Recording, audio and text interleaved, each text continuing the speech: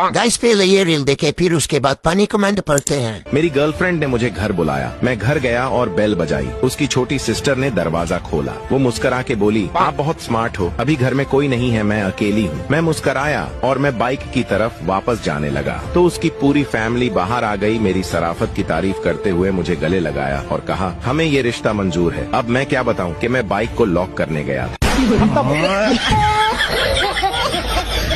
तो चलिए शुरू करते हैं। मौत को छूकर तक से वापस आ गया। बाइक ने बचा लिया। ये तो मैं हूँ। गुरु ये तो गलत इरादे से अच्छा हुआ।